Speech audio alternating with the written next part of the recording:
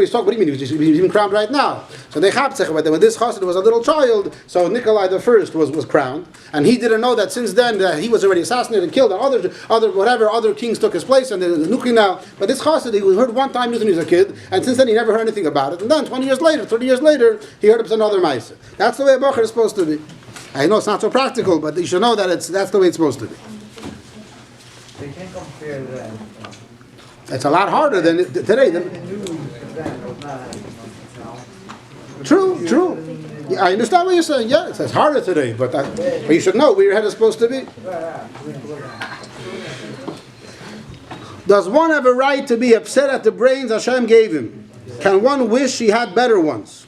Two different questions. You're not supposed to be upset at anything. Whatever Hashem gives you is what you need to serve Him.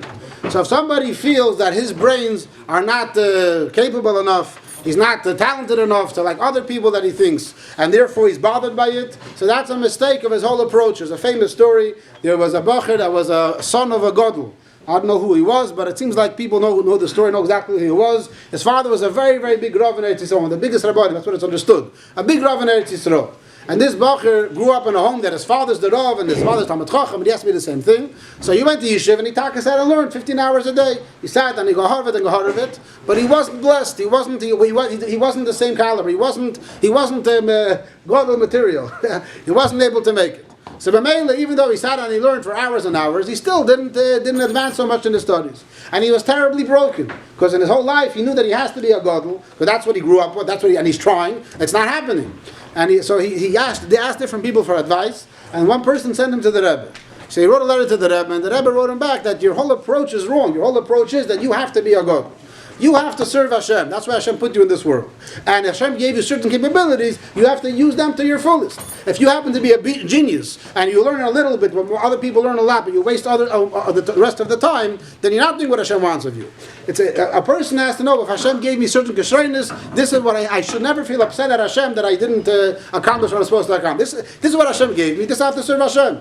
It's a big problem, because Bachim look at all their friends, and my friend, look, he doesn't pay attention in class, and with a half a year he listens, and he's sleeping the whole year, but at the end comes the test, he gets 100. And I listen and I take notes and I chazer, and I'm only getting 70s and 80s.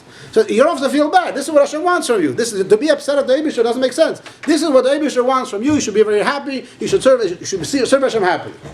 Regarding the second question, can I wish I had better ones? So the approach is different. The approach is, I want to be able to learn Hashem's Torah. There's stories of numerous Gdolei Yisrael.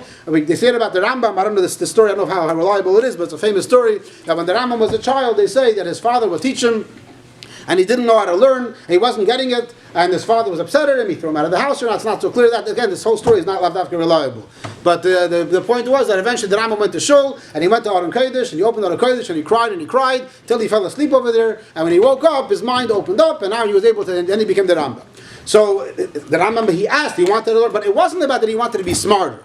We say every day by Daven, the same B'libeinu bina lahavinu lahaskil. We're asking Hashem to give us binos, we should understand better. But it's not about our own thing. It's like it's all about the Eibusher's Torah. Someone wants to be smarter, to be able to prove and show off better. That's a completely wrong thing. You want to serve Hashem better. You want to learn Hashem's Torah, to appreciate the sweetness of Hashem's Torah. So you ask Hashem to give you more brains. But it's not about brains as seichel. You want to be able to connect Hashem more. But if you're not holding that you really care about that, you should be satisfied with your lot that you have. Not completely. You have to always work to have more and more. But it shouldn't be breaking you that I'm not as smart as somebody else. If you should be broken, why aren't you serving Hashem as much as somebody else? That's what's supposed to bother you. But the brains, the whole IQ and intelligence shouldn't be a reason for a person to be upset. And shouldn't bother anybody. What is the Indian if you see the Rebbe in a dream? I don't know. It says nice things. If someone sees a tzaddik in a dream, I think it's a siman toiv. But I don't know anything practical. It's l'chayra. It's a good siman. What that means l'poil, I'm not sure.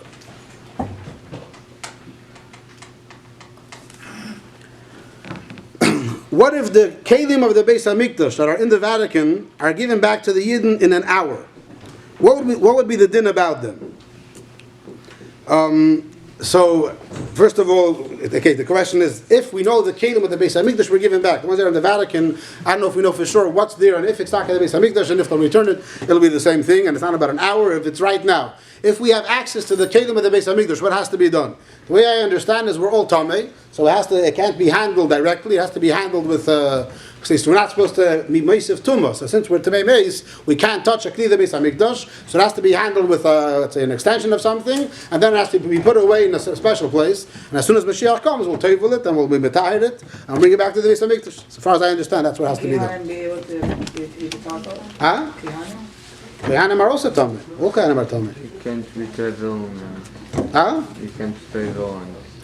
Where? Tevel, who's taking it out of the mikveh? So if they're already tongues, you know, what's the point of them being... Even if you're tamei, you shouldn't be touching tongue. If something is tamei, the way I understand, touching it again is another issue. But according to this, the fact that the tummy anyways, and then what's the connection of them being very careful about the visit work? Because they'll be tummy anyways. Because even though you're tamei, you're not supposed to continue becoming tamei again. If the kohen is touching someone that's dead, or he's in he has to go out immediately. You're tamei anyway, because every moment that you're there is being meisiv tumah. Not halachically, but in previous, according to halacha, he has to go out. And every person can go to visit work because it's adding to... Or Yisrael's allowed to become tamei. But it's adding to our tumah. But we're allowed to become tamei. It's no issue. So the kli base, I think the kli Hamikdash also has this applies, and therefore we should not be touching it, and therefore we should use an extension, whatever, a stick or something, whatever it might be, lifts and stuff like that, and bring it to a safe place and see the Beis Hamikdash, and wait for the Mashiach to come retire. Are you ever like from the museum? Huh? What? Aron Kodesh L'Chayra, yeah, those four kelim, the Aron Kodesh and the Menorah and the Mizbeach HaPnimi and the Shulchan, I think will be the same. Mizbeach HaChitz is going to be different, I think, but the other ones will be. I was put in the museum. L'Chayra, nah, these things are not meant to be in public. I mean, in the it says in the times of the Beis Hamikdash, or when something was tamei, they showed it out, they put it on exhibit. But it only says that about, I think, the Pareichesim. I don't know about the other kelim. Maybe if it could put maybe from farm museum that no one can get close to it. Maybe I don't know. I don't know. Do they have to cover the art? I don't know. Huh? No, it's let it die. Huh? Let it die. It'll record though. Yeah, it's recording so. But no one knows. Huh? It's gonna die. Huh? It's gonna die soon. So Just turn it off. yeah. Turn it off.